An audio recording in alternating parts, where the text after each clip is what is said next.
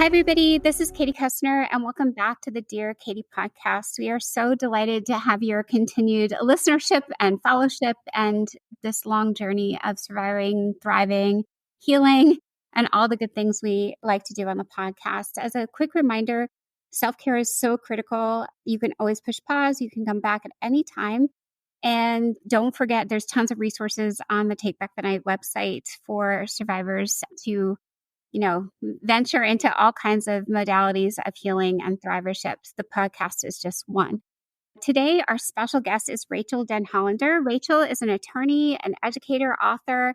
She became internationally known as a whistleblower in the Larry Nassar case, which we're going to talk about in this episode for sure. Rachel's going to explain all about who Larry Nassar is and what happened and her involvement. So also about Rachael. Rachael works all over the country, probably throughout the world, to educate institutions about, I would say, generally sexual assault, sexual violence.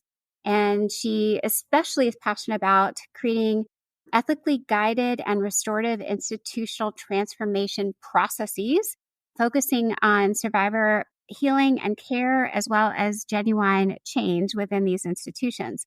Rachael engages with state legislatures on any legislation related to sexual assault and works alongside many law firms to seek more justice for survivors. So welcome, Rachael. Thank you for joining us today. Yeah, I'd like to start maybe just a little bit about where you grew up and what law school you went to, just so we know a little bit more about you. Yeah, absolutely. I grew up in a little town in Michigan called Kalamazoo. Just had a wonderful childhood there, wonderful supportive family. It was just everything that it ought to be for the most part. I went to a law school out in California. It was primarily distance-based, and that allowed me to gain a lot of life experience and professional experience while I was pursuing my education. And so I became a member of the California Bar when I was 24. And then that just gave me a really great background for public policy work, communication work, legal work, and just really equipped me to do a wide variety of things. Lovely. And did you have brothers and sisters growing up?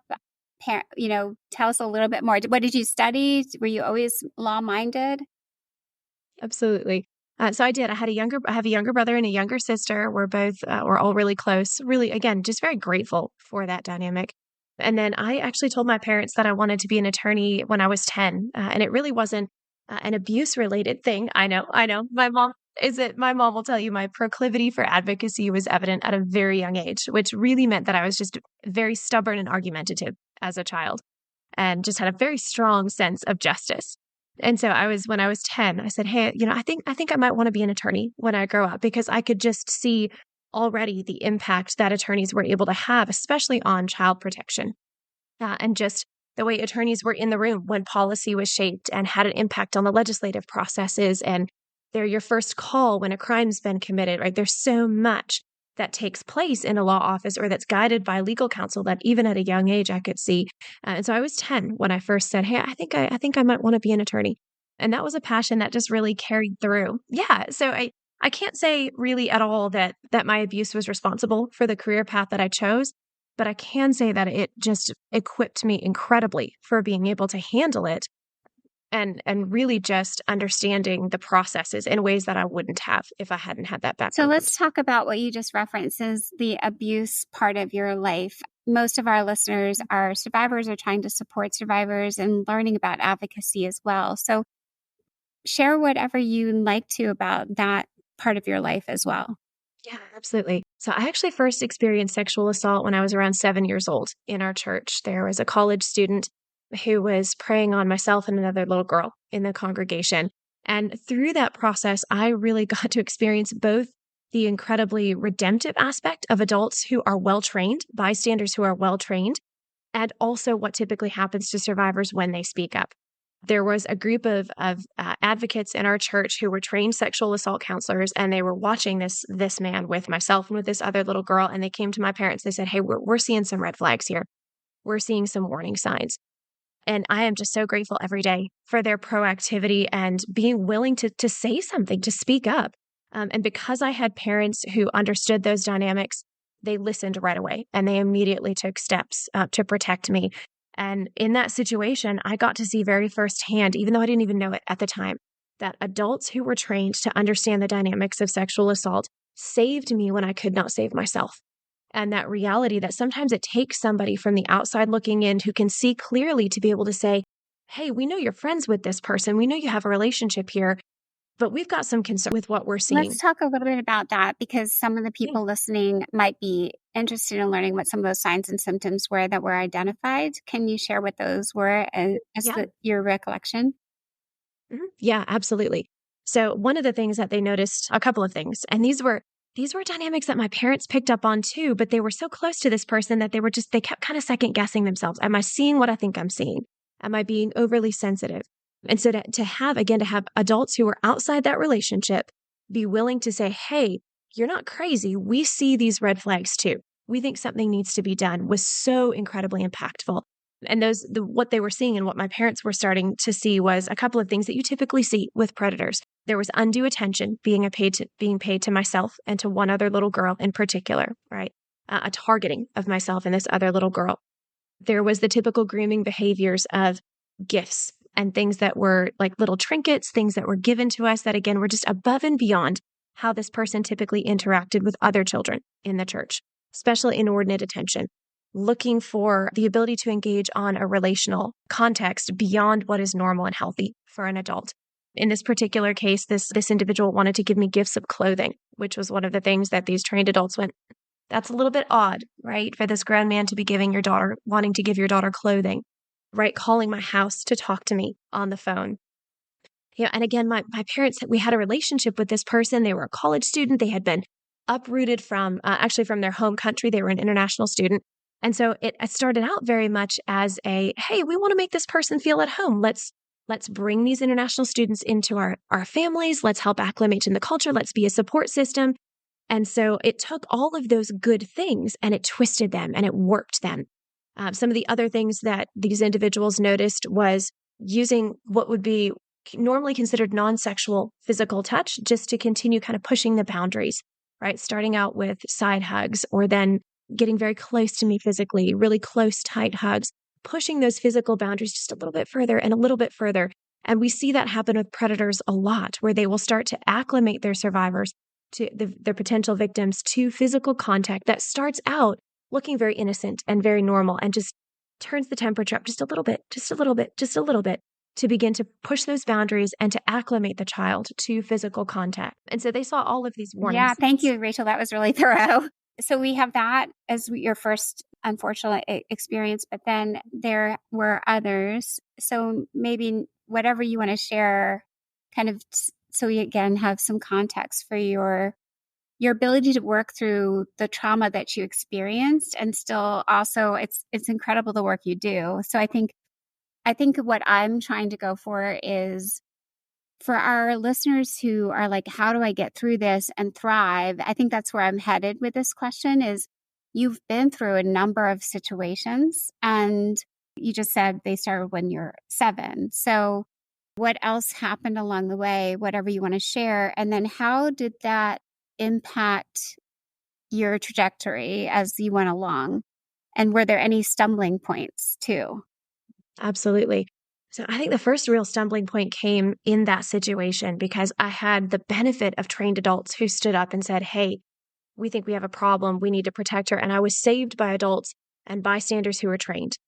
But when my parents took those steps to protect me, the immediate response from those who were closest in our community was, you've made an allegation without proof. I hadn't disclosed abuse by this person. I had said I was scared of them, that I felt very uncomfortable around them, but I hadn't disclosed abuse. And so we were immediately isolated. And as a very young child, I could sense this shift.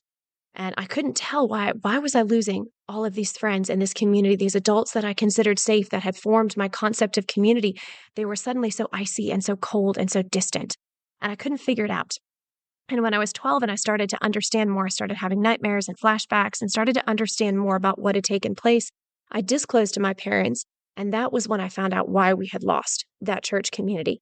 And at that point in time, I internalized that first message. If you cannot prove your abuse, do not speak up because it will cost you everything. And that really laid the foundation for questioning my own judgment when I encountered my second abuser. When I was 15, I was a competitive gymnast at a little gym in Kalamazoo, and I was having some serious issues with my back and my wrists. And it really wasn't even a question of, I want to continue competing. It was just, hey, I can't be decrepit at 15 years old, right? We need to figure out what's going on. We need to get help. And even if I don't get to return to the gym, I just need to be a healthy person. And we had tried intervention with a lot of other medical professionals. Nobody seemed to understand gymnastics. They really couldn't give me any help. And then a friend of mine said, or a friend of my mom said, hey, the doctor for the U.S. Olympic team is right up there in Lansing at Michigan State University. He sees local gymnasts all the time. He's just an hour and a half away. Why don't you see if you can get in? And so we went in, and that was when I met Larry. And you walked into his exam room, and it was covered. The walls were covered with pictures of these elite gymnasts, and everybody in Michigan knew who Larry was. He was this respected sports medicine doctor. He held patents, and he had written books, and the rumor that went around Michigan in particular is that there are a couple of other upper level gymnasts, one in particular, who had suffered a really catastrophic injury. And Larry had told this gymnast, if you had been properly conditioned, if you had been properly trained, if your coaches had followed my protocol, this spinal cord injury that you have, this was avoidable. Right. And so I had all this knowledge walking into Larry's room of who he was supposed to be and who the adults that I trusted told me he was. And in my thought process, it was, if he's the doctor for the Olympians, if USA Gymnastics says he's the best, and Michigan State University says he's the best, and all of these adults who are in charge of athlete welfare and child safety say he's the best, how privileged am I to get to see the best? Right. Right. That totally And makes at sense, 15, Rachel. you know, Yeah. I mean, it's all leading up to, yes, go ahead. and I think what you see there is just the reality that abusers groom the community around them. Right. And they rely on community support to be able to have access to their victims. And it wasn't just my abuser. It wasn't just Larry that I trusted. I trusted the community around me to do the right thing. And what I didn't know at that time was that Larry had already had multiple reports of sexual abuse against him in a variety of capacities at both Michigan State University and USAG. And those had been systematically ignored. But at 15, I did know that sometimes medical treatment requires things that might not feel particularly comfortable or that might involve private areas. And sometimes you have to do those things, right? And so what Larry essentially would do is he would tell parents, hey, I'm going to work on the muscles that they have. I'm going to do myofascial release. He would use language that mirrored actual medical terminology. And then right there with the parents in the room, he would position himself and position the young child by draping sheets, by where he put his body, by where he had the parents sit, to where they couldn't actually see what he was doing. And he would use one hand to sexually assault and the other hand to do legitimate myofascial release. And what that really did was it used the trust that we all had in our parents against us. None of us knew that our parents couldn't tell what was going on, so we didn't know we needed to say, and our parents didn't know that they needed to ask, right? And he was a very skilled communicator. And so he would use, again, just a lot of these normal grooming and manipulation techniques to be able to do what he needed to do. He would express interest in his patients. How's your school going? What's going on in your life? And engage on a relational level. He would be able to look at the different types of people who were in his office and figure out what they needed to be able to feel at ease. I had parents that were incredibly proactive, and Larry really pinged off of that. He pulled out a skeleton and he showed my mom everything that was going on with my hips and my spine. He just downloaded information on her so that she would feel like he was communicating really thoroughly, right? Other parents, he would have them wait out in the waiting room, or he would give them just little bits of information. He could tell what he needed to do to be able to groom the community that he was a part of and to be able to manipulate and cover up what he was doing. Yeah. And one It's of the like, things I didn't realize. yeah, Yeah. I think let's just stop on that so our listeners can kind of take it all in. Because I think the case, I mean, first, we're totally honored to have your own personal narrative, Rachel. It's really helpful. Sometimes we read in the newspapers and, even my story, I can remember reading about my own life in the newspapers. And I'm like, who wrote this? Because it often wasn't my own truth or narrative. And so I think first, I just want to pause and say how wonderful it is to have just your own authentic voice talking about what was just wretchedly horrible, obviously. And your courage is incredible.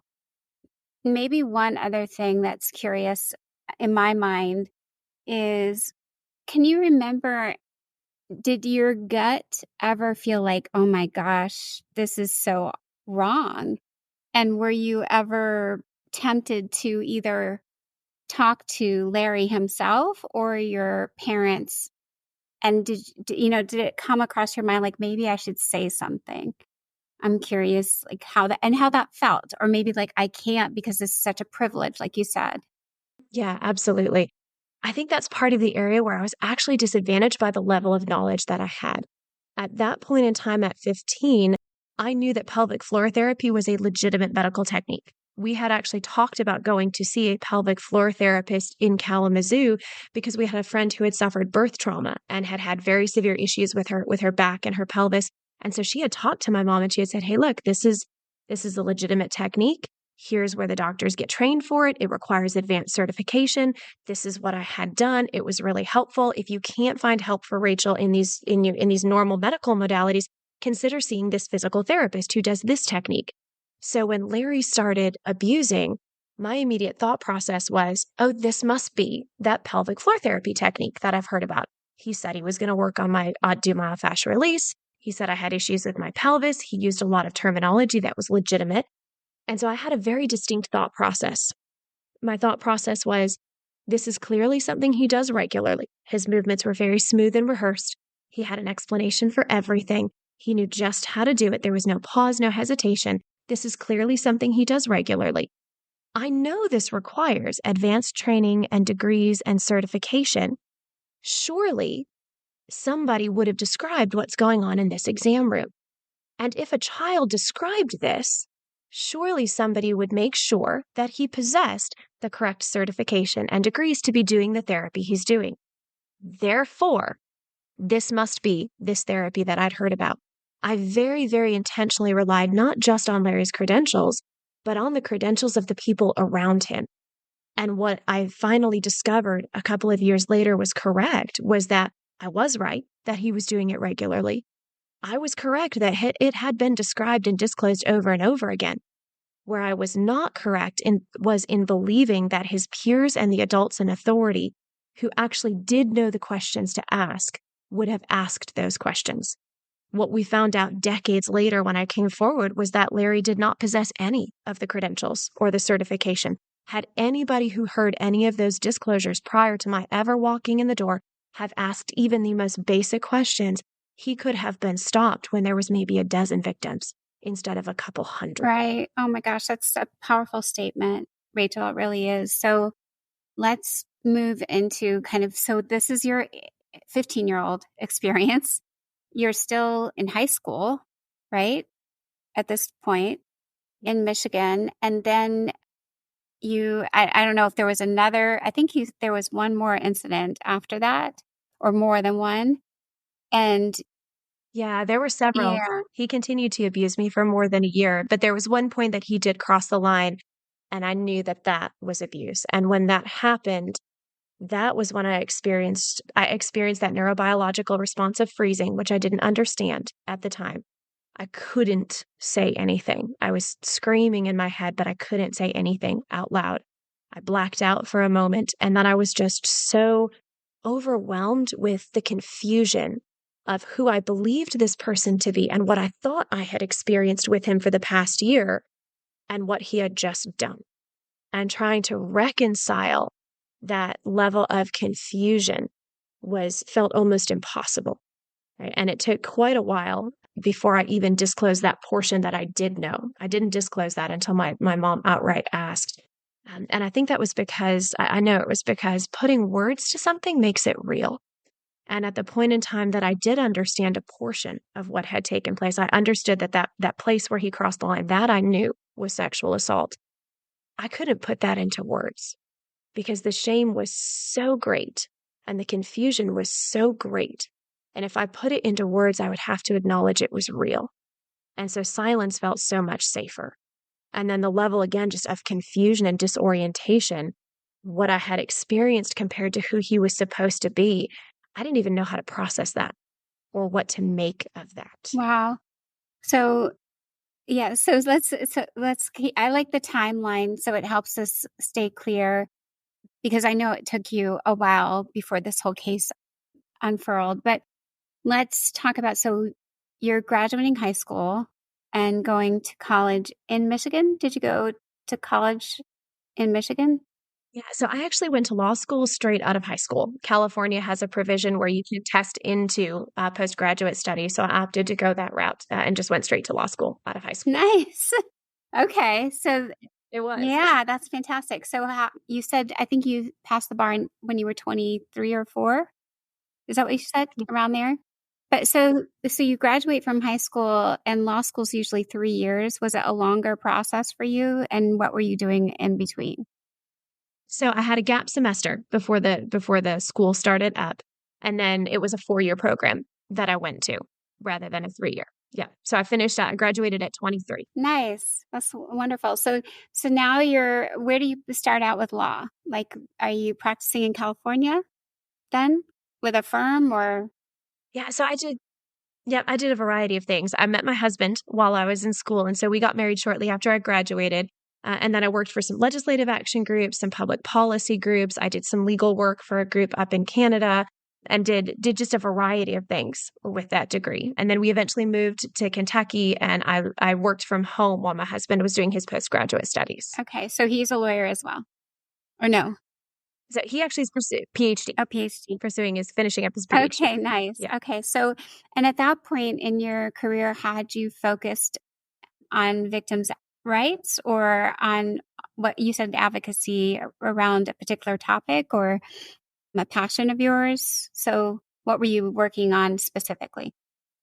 Yeah, so again, I did a wide variety of things at this point in time while my husband was doing his master's degree and starting his PhD. It was whatever paid the bills, right? And so some of it was corporate work, some of it was human rights work, some of it was legislative work.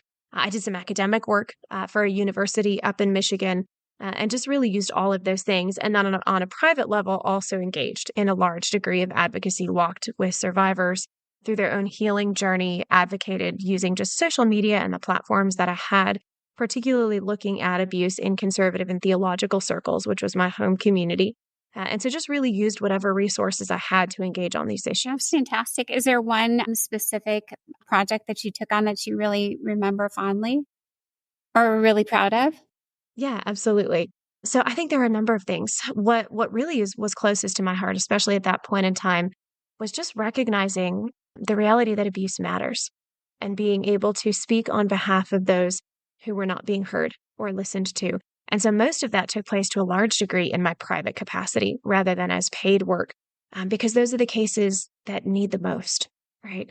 Cases that are going to pay, that are solid from a legal standpoint. Most of the time, those get picked up by civil attorneys. It's the cases that don't have that in their background, right? Or that are timed out with the statute of limitations, or that are advocating a community that's very cloistered.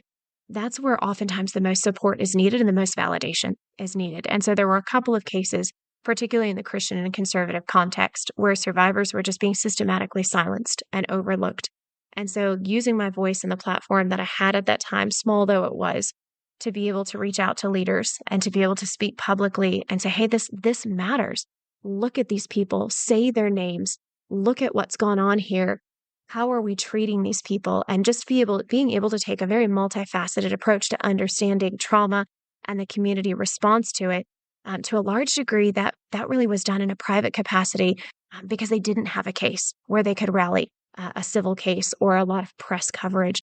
And they needed that kind of support more than anything. That's wonderful, Rachel. Extremely, noble of you to take on all this extra work. I think that's one of the things that, a lot of people don't understand if they're used to everything needs a paycheck, and that some of the things that we do are just because we love helping and making a difference. So I definitely feel the same way. So let's talk about the biggest part of your life. So what's some people might not know what a whistleblower means or how that comes about. So let's talk about that, what that means to you and what it felt like and how you did it. Absolutely. So a whistleblower is really somebody who sounds the alarm, right? Who blows that whistle, who says, hey, there's something really wrong here and we need to deal with it.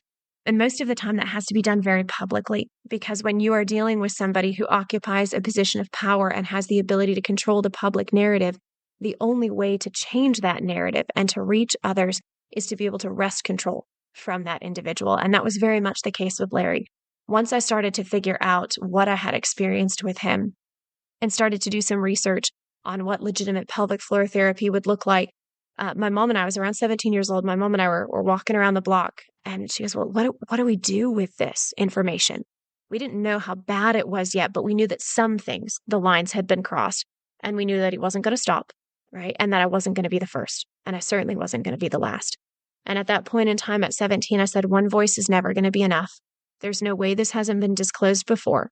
I will have to have press coverage to be able to make this happen, right? To be able to levy enough public pressure to wrest control of the narrative, to have a hope that he gets prosecuted, that other survivors are strong enough to come forward, to be able to show the pattern and what he's doing. He's going to have to be met where he's most confident, and that's in the public eye. And so my mom and I actually talked about literally going down to the local news station and seeing if they would take this story. But at that time frame, I mean, decades ago, press coverage wasn't like what it is now. And I had no idea at 17 how to even make that happen. And so we talked about that. But really what I did for the next 16 years was I watched and waited for that opportunity. I monitored Larry's career. I got a hold of my medical records that had all the evidence retained if I wanted to come forward, if I ever had that chance to come forward. It wasn't that I wasn't willing. It was that there were literally no options to do so.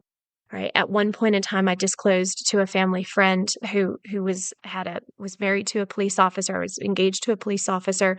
Those individuals knew my family. They wanted to do the right thing. And even in that context, I was not able Right. to get them to believe, hey, I know what I'm talking about. I'm just right now, I was a little stunned when you said you watched and waited for 16 years. That's incredible. I think that is extraordinary patience on your part. And I can't imagine being so patient. But I know you had to be, right? You had no other option, as you said. You just had to watch and wait. And so what was the tipping point? When did you say, like, I've got enough now? And then what happened? Yeah. So yeah, absolutely. So I had told my husband when we first started dating, I said, hey, look, this is in my background. If there's ever an opportunity for me to speak up and be believed, I'm going to take it, and it will be a national news story. So you need to know that if we keep dating and we eventually, you need to know that this could be coming at some point in time, because I knew what it would look like. And he was, hey, like, I am here for that. I will help you. We will do whatever it takes. And so we went into marriage knowing that this was always a possibility. And what happened was the Indy Star did an expose on USA Gymnastics and their systemic cover-up of sexual abuse by coaches. And what was astonishing to me when I opened that news article and I read it, it just happened to be trending in my Facebook newsfeed. I clicked on it and I read the article. Larry wasn't in there. There was no mention of medical aspects. It was solely focused on the coaches. But there were a couple of hallmarks that I had been looking for. One of which was that the Indy Star was in USAG's hometown, and they were willing to poke that beast, right? They were willing to invest the time and the financial resources, knowing the cost that they might endure for blowing the whistle on such a powerful organization. They put the story together in a way that showed me they clearly understood trauma dynamics and abuse dynamics, and that they could explain them in a way that people would understand. And the story was trending. And this was really critical, because the reality is that sexual abuse in gymnastics was not an open secret. It wasn't a secret at all.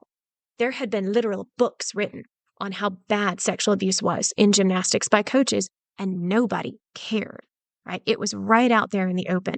But for the first time, this article was trending, and there was a level of public outrage being generated.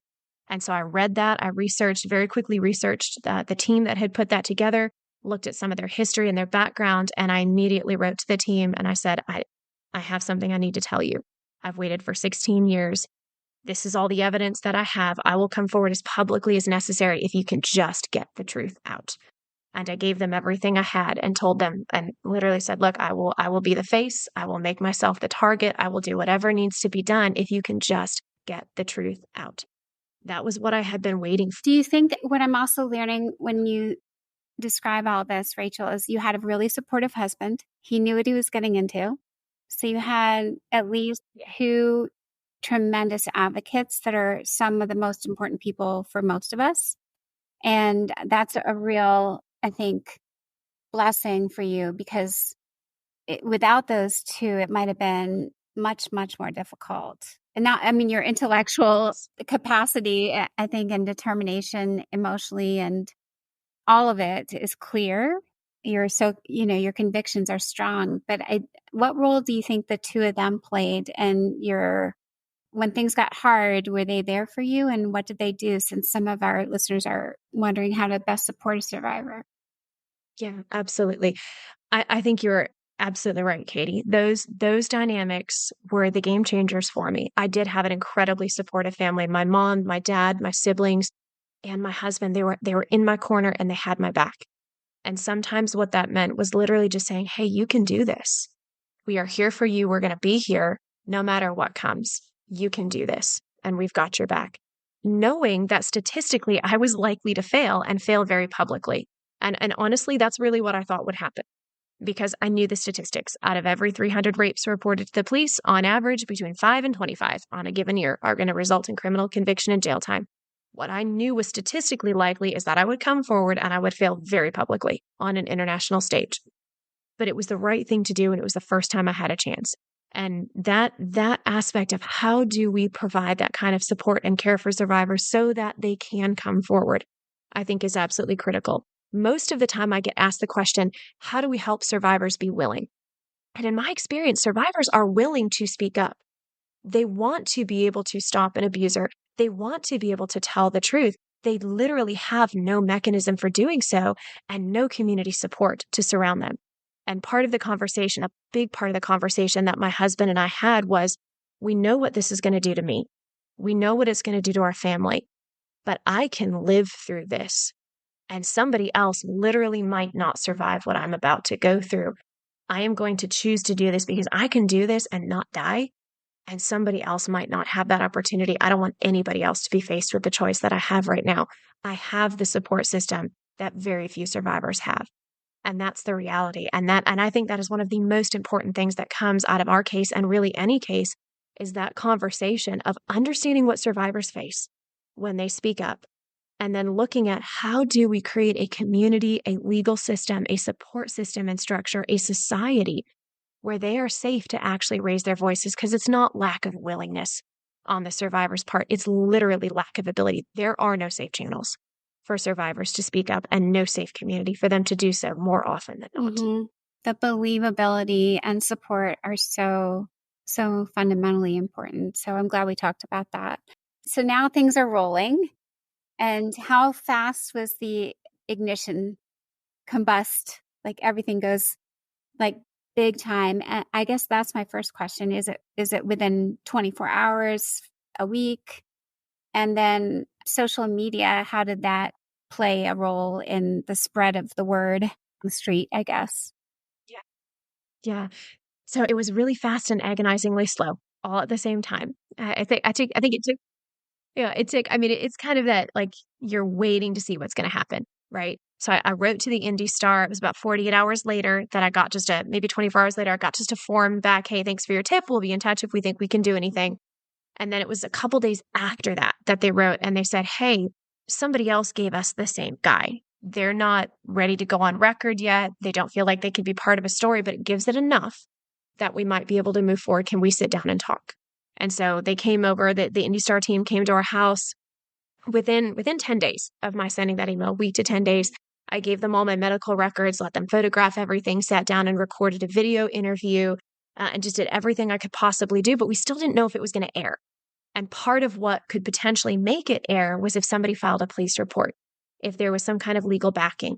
And I thought I was statutated out because I didn't know that there had been a legislative change in Michigan that would allow me to file a police report. But in the course of doing research for the Indy Star article, I caught that legislative change and I realized, oh, I can do that. I can file the police report too. And so I did the research to figure out what jurisdiction I was going to be in, found out I had to report to Michigan State University where Larry worked, which just filled me with joy. It was great. But I called right away, scheduled time to sit down with the detective, wanted to make sure that I did it in person. I wanted to be able to read the detective's body language, see their facial expressions, and basically analyze everything myself. I was really checking out the police department as much as they were checking me out. I wanted to do it in person. The evidence, Rachel, you did it all. You did everything. You're one of a kind, I think. I mean, I meet lots and lots of survivors. I'm sure you do too, but I think it's admirable how strong you are and how capable you are at thinking through all the different processes and what you orchestrated the whole thing. Yeah. So, what were some of the hard parts in that process for you, if there were any? Or did you feel like I'm always kind of going in the right direction? So I knew what needed to be done. That question of how do I do it was not a question because I had known literally from the time I was 17, it's going to take press coverage. It's going to take all these things. Being a trained attorney, I knew what type of evidence. I reached out to myself to a local prosecutor who had actually been my third grade Sunday school teacher and just said, hey, this is what I'm getting ready to do. Can you give me your professional opinion? Double check the law for me, make sure I've got this right. So I wrote an open letter to the detectives and said, hey, this is why I can file it. It's not timed out from the statute of limitations. Here's the citation for where the code changed. Here's the category of offense I fall under. Here's all the evidence I have to prove these different categories, and literally just kind of laid it out. In letter form, I reached out to all of the individuals that I had given prior disclosures to let them know that I was going to be doing this and get their permission to pass on their contact information to the detective. So I brought everything I had with me to Michigan, as well as a letter from this prosecuting attorney. He said, Rachel, justice is God's work, and I will do this with you. And he offered to write a letter on my behalf, vouching for my credibility and my character to hand carry with me to the detective's office. And that meant the world to me, because outside of my family, it was the first person who was willing to leverage his platform, his credentials, his character, his integrity on my behalf and step into that mess with me when I couldn't give him anything in return. Right. And I'm so deeply grateful for that. And so in terms of what I knew needed to be done, there was nothing that surprised me. I knew what it was going to look like. What I was surprised by was how unique a situation I found myself in that I had people who cared every step of the way. I had a phenomenal team at the Indy Star who understood abuse dynamics, treated me with respect, treated my story with respect, and put that story together in a way that people could understand. It did everything it needed to do. The way they wrote that story did everything it needed to do. I had a police detective in Lieutenant Andrea Mumford who treated me like I mattered. She had no idea what this case was going to become, but she believed it mattered. And she was so proactive and she was so victim-centered. And she did everything she could to return agency to me through that process. She gave Larry my maiden name first instead of my married name so that he wouldn't know right away. I'd be able to track me down right away. She let me know when he was going to talk to him. She just let me know, hey, he came in, we had an interview, whatever she could tell me, she would tell me so that she could restore agency to me during that process. When we moved on far enough and we got a prosecutor, Angela Povolitis, Angela was so incredibly skilled with her prosecutorial work and her knowledge of the case and Michigan law. And she was so passionate about doing the right thing and fighting for us. And she had done it for both of them. They had done the right thing over and over and over again so many times when nobody was watching and nobody could see, and it looked like it didn't matter and it didn't make the headlines. And when I came forward, they did the same thing for me when it was just me. And then that blossomed into a case that literally changed the world. But I got the privilege of watching those little decisions over and over and over again. It could never have happened without every single person who was part of that story. And again, I think that's part of what drives this conversation of what do we have to actually get to a result that looks something like justice and create some level of change. We have to have all of these different pieces, and most survivors don't have that. And I couldn't create that. Right? I could do everything right and wind up with a detective who didn't care, and it dies right there on the table. I could get a detective who cares, but a prosecutor who's not skilled and doesn't care, and it dies right there on the prosecutor's table. We had to have people who cared and who were trained and who were full of integrity every single step of the way and who moved like it mattered. When the CSAM was found on Larry's hard drives, the most just phenomenal thing about that is that Andrea got those warrants so quickly. Had she been but 2 hours later, the garbage would have picked up those hard drives and the child porn on Larry's hard drives would have never been found. She got those warrants so much faster than we typically see law enforcement move. In fact, Larry had been reported to the FBI 15 months before I came forward.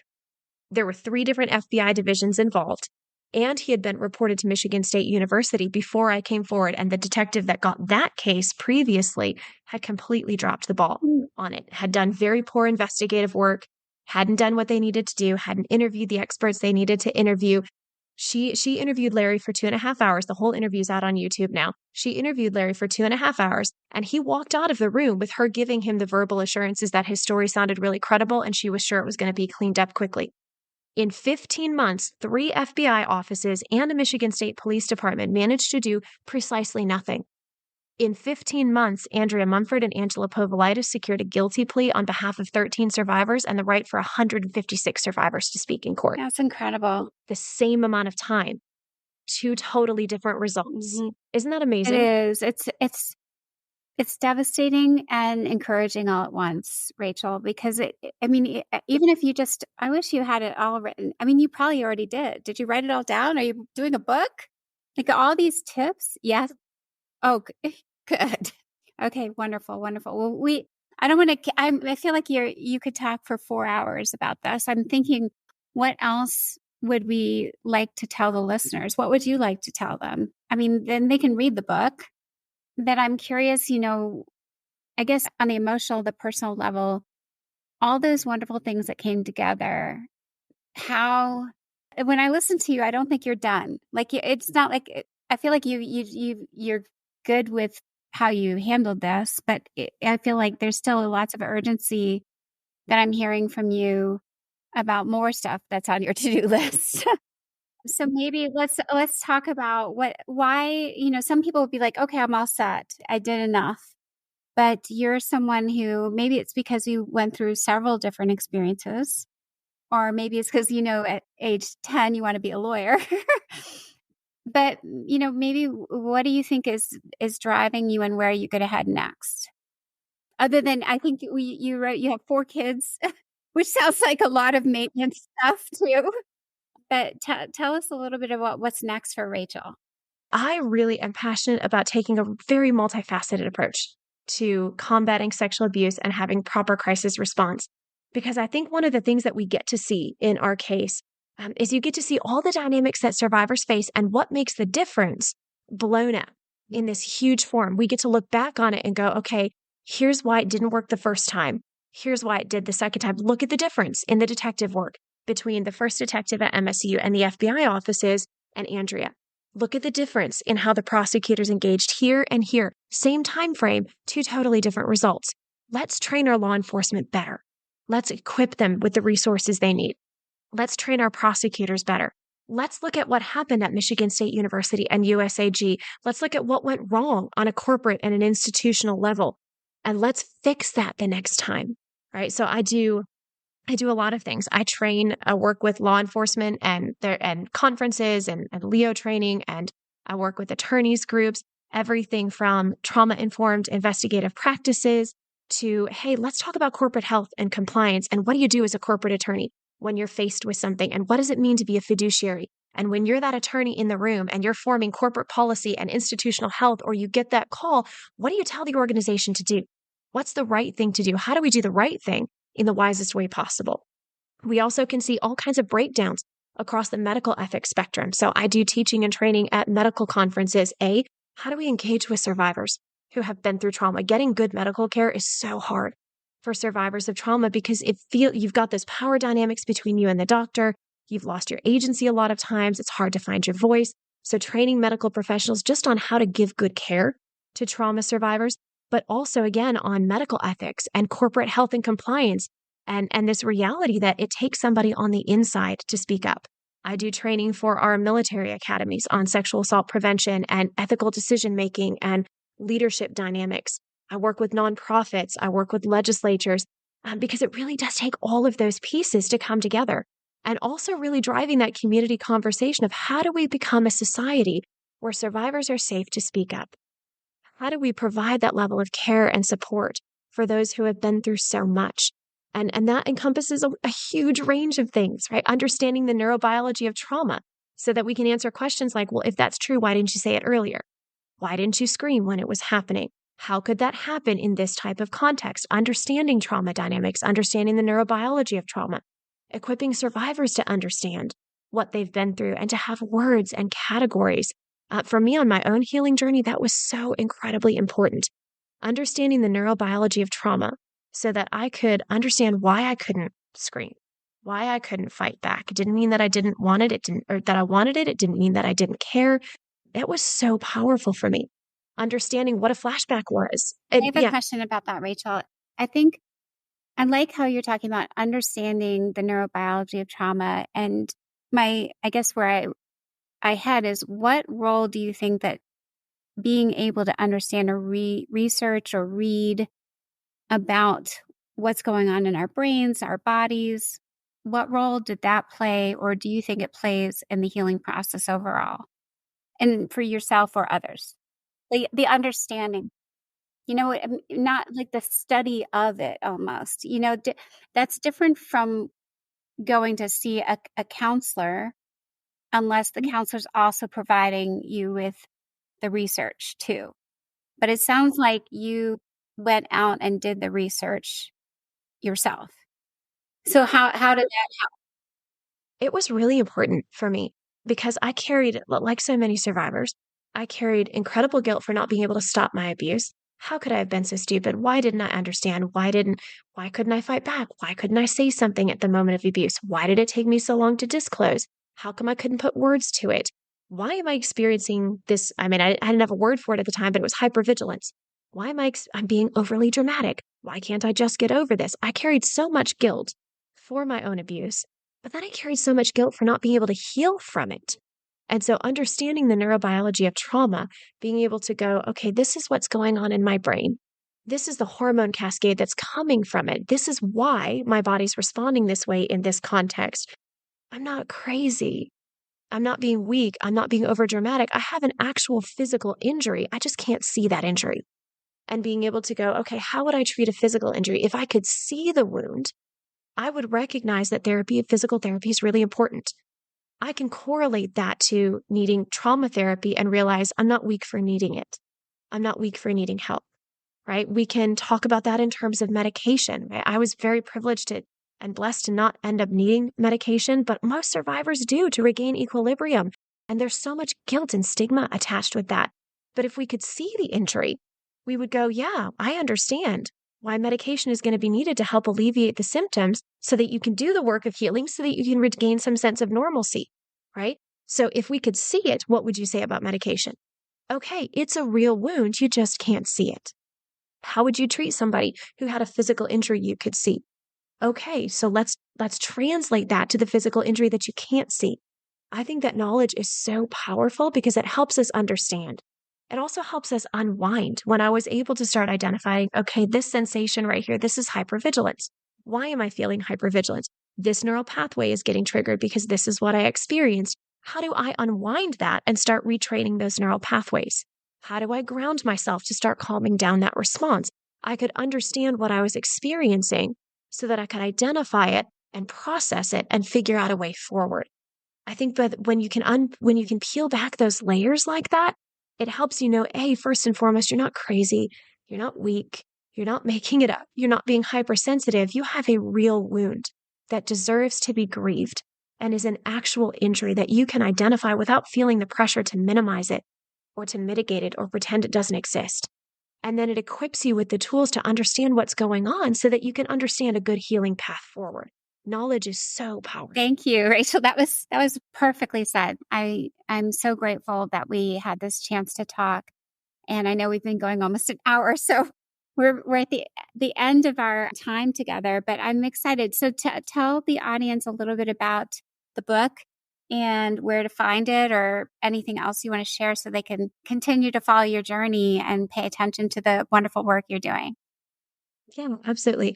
So I wrote two children's books, What is a Little Girl Worth and What is a Little Boy Worth? They do incorporate some of the more faith-based elements that come from my story, but it's really just that question of, where does your value come from? And can it be taken away by something that was done for you, or done to you, right? And then the memoir, which is the story of my childhood and then everything that transpired through my abuse and the case. And really my hope with that was to do a couple of things.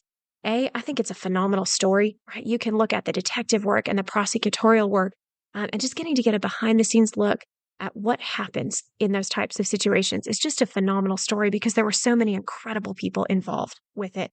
And I wanted to be able to highlight that, but also to be able to really lift the veil on what's happening with survivors and what they face and the thought processes and the emotions for a couple of reasons. One, for survivors to be able to be able to say, okay, I'm not alone. I'm not crazy. I'm not making it up. I have words to express what I'm experiencing here. I can help identify. I have knowledge to draw from now. And also for those who are walking alongside them to be able to go, okay, now I understand. I'm starting to grasp better what you're walking through, right? Because so much of the time, it's the survivors who are in the position of having to educate their own support network. And that's an exhausting reality. And we really need to start working as a community on understanding these dynamics better so that survivors aren't continually in the position of trying to heal themselves and trying to use their own story to educate the people that they need support from. And so I really was trying as much as I could to accomplish all of those objectives, tell a really good, compelling story, because it is, but also to be able to really bring a name and a face and the reality of abuse and what survivors face, both for survivors and for that support network. And especially to honor the voices of so many who were involved in this process, because it wasn't just one voice, right? Like I get that all the time. Look at what one voice could accomplish. One voice didn't accomplish this. It was one voice plus a phenomenal team of journalists, plus an awesome detective, plus a phenomenal police chief, plus an incredible prosecutor, plus 156 women who came forward and said, me too. Mm-hmm. One voice could have never gotten the result that we got in our case. It took everybody. And to be able to understand it and to really see laid out in front of you the power of everybody's choices, because we all have those choices as community members.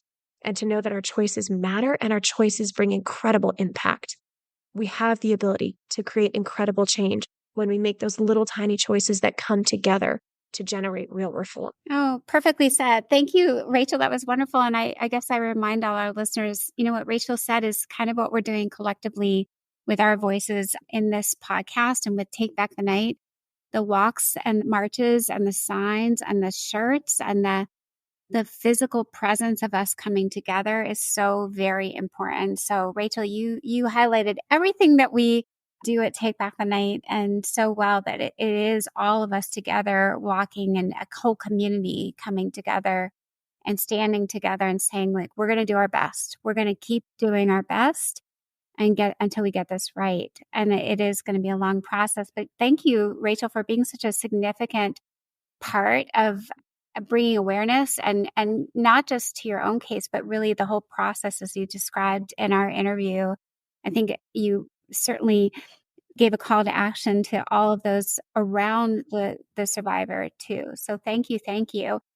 And for our listeners, please continue to do self-care. Rachel gave you bunches of ideas today about how to maybe learn more about those. I like the internal wounds that are really legitimate and need equal, if not more attention in some ways, because we know perhaps less about them and how to treat them.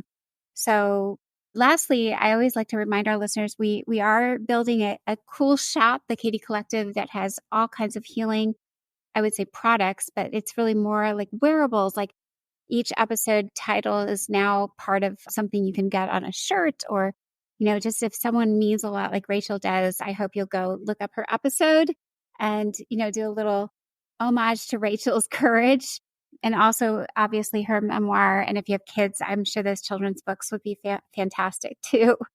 And lastly, since Rachel is an attorney, I remind our listeners, we do have the legal support hotline with trauma-informed attorneys all over the United States who are ready and willing to be patient and do all the good work that Rachel described that was, utilized in her case. So again, thank you for joining us, Rachel. And to all listeners, continue please to do great self-care and be kind to yourselves.